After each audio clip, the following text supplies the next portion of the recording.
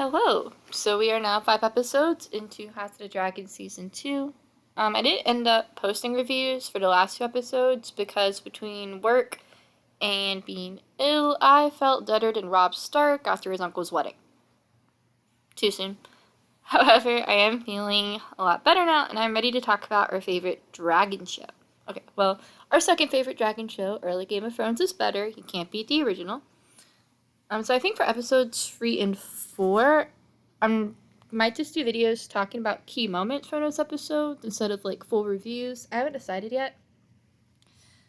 So before we jump into this review, there will be spoilers for this episode entitled Regent and Fire and Blood, the book that House of the Dragon is based off of. As per usual, I will divide this up into what I liked, what I wasn't so sure about, and what I didn't like. So this feels like a very Team Black-centric episode. A lot of screen time is devoted to the fallout of Rhaenys and Meleys dying. I liked getting to see Corlys, Baela, and Rhaena deal with grieving the loss of Rhaenys. Baela in particular gets some great scenes. I really like the one where she talks to Corlys and asks him to be hand of the queen on Rhaenyra's behalf. So the Valerians have lost a lot. I mean, Laenor and Laena both either died or went missing before the war even started. Corlys being conflicted about the offer makes sense given the circumstances, and I like how Baela inspires him to offer her Driftmark and consider Rhaenyra's offer. I also really enjoyed Jace talking to House Frey. In the books, Jace is noted for his diplomatic skills, and so far, the show has not given him the chance to show that off to the extent that I would like personally. So, speaking of Jace, I really liked seeing him and Rhaenyra talking shop and coming up with ideas for the war effort towards the end of the episode. This scene kind of kicks off the Dragon Seed plotline. So if you're not aware, the Dragon Seeds are illegitimate children of Valyrian ancestry. In the books, Team Black recruits some of these people to shore up their forces and have some more dragon riders. We have actually met almost all of the key ones from Fire and Blood so far this season. I'm going to wait until the next video to talk more in depth about this plotline, as it seems like that's going to be like the key storyline for Team Black in that episode.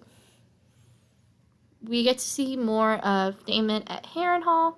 I'm really enjoying how trippy some of his scenes are in this setting. As previously stated, I'm thinking about making videos of key moments in his last 2 episodes, and I would really like to do one for his Harrenhal scenes. However, while this plot is fun, I'm not as much a fan as the first dream sequence that we have this episode. I'll talk about that more later on. I also really liked how the lords and ladies of the Riverlands aren't too fond of him. He's done a lot of messed up stuff, both this season and previous season. So it kind of feels realistic that people aren't going to be so willing to follow his lead. So I thought that was really cool. Now on to Team Green. So we kind of see them dealing with the aftermath of Aegon's injuries. Shout out to makeup and special effects teams because the injuries were hella gnarly and realistic. I was like cringing. Like, look away. So we see Alicent trying to figure out what happened to Aegon. I think I would need to rewatch that she suspects that Aemond is the one who burned him, and that this is part of her reasoning for wanting to take the reins as regent over Aemond while Aegon recovers. I thought it was cool to see her trying to get a handle on her faction. Her and Aemond had a really close relationship in the first season, so I wonder if her plotline in these next few episodes is going to be her trying to balance her new aversion to him that she has because of what happened to Fluke and now Aegon, and her former really close bond with him in order to work with him to try to maintain some say in Team Green's war efforts. We also see Helena and Kristen Cole reacting to last episode's events. Excuse me. So Kristen seems very shaken after the battle at Rook's Rest, and it impacts how he acts during the small council meeting. Helena has a really interesting scene with Aemond where she finds him in front of the Iron Throne and asks if it was worth it. It, I guess, being the kinslaying of Luke and almost Aegon.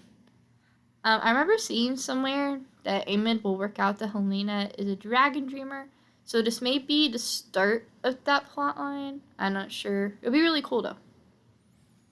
Okay, so now on to the things I'm not so sure about. So a big theme for this episode seems to be how women are set up for failure in Westeros.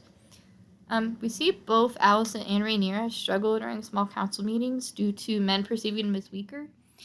I thought it was cool how the writers addressed the fact that this is kind of a chicken and egg situation. Okay, so the women aren't given the same weapons and strategy training as men, so they start off at a disadvantage on that front, and then that disadvantage means that the men don't take them seriously. And then not being taken seriously means they aren't given the same chance to learn and improve. I mean, you get the picture, like I said, chicken and egg. I also like that it seems like Kristen chooses Aemond over Alicent for the regency out of a desire to protect her. As previously stated, the battle took a lot out of Kristen psychologically, so not wanting to put Alicent in a position to have to deal with something similar makes sense. Excuse me. So in the books, an interesting thing is that sometimes even the men who respect women sometimes do things that disempower them in the interest of keeping them safe. I liked the writers adding that aspect of Westerosi society into the show. Overall, I like the exploration of sexism, however, sometimes it does feel a little over the top. Like, when Alicent volunteers herself for the Regency, I think that based off Season 1, it would have been more realistic for the way Team Green seems to view things, for them to agree to let her be the Regent, but then kind of, like, undermine her and not actually listen to her. I feel like they wanted to have her have that moment, but still have it line up with the books where Aemond becomes a regent. Overall, I like this plot beat. It's a good way to show how female rulers struggle in Westeros. I think with some polish, this could be a fantastic exploration of these themes. I'm also not too sure how to feel about some of the small folk scenes, especially regarding the death of Meleys. They seem to view it as a bad omen. I guess you could say the fact that Targaryens have built up this mythology around themselves and the dragons is the cause of this and why they see it that way. Me personally, I probably would have had the small folk divided as to what it means for them. So think back to the comment from A Clash of Kings and where everyone and their mom has a different idea about what it means. I would have had the small folk react to seeing Meleys' body like that, like they all have their own interpretations about what it means for their futures. I think that would have been an interesting way to take it. Okay, so now on to what I for sure absolutely did not like. Okay, so remember how I said I didn't like one of Daemon's Harrenhal dreams? Yeah, okay, so we see some really gross stuff with him and his mom Melissa. So the Targaryens are incestuous, we know this. But this was kind of beyond what we've seen in both the show and books. I have no idea why the writers decided to include this, but they did. I mean, like, yes, the mainline series, there was Craster and his daughter wives, but that was portrayed, like, as non-consensual sexual abuse, which, I mean, it is. And we never see anything happen between him and his daughters on screen that I remember anyway. Like, I'm willing to bet, like, we don't see anything like that, like, in the books. I would need to go reread and rewatch, but, like, 99.9% sure. Yeah, like I said, no idea why the writers included this. I guess just to show how messed up Daemon is. I don't know. But, okay, so overall, I liked this episode. There are some things that I personally would rework, some things I would cut. Daemon is mom.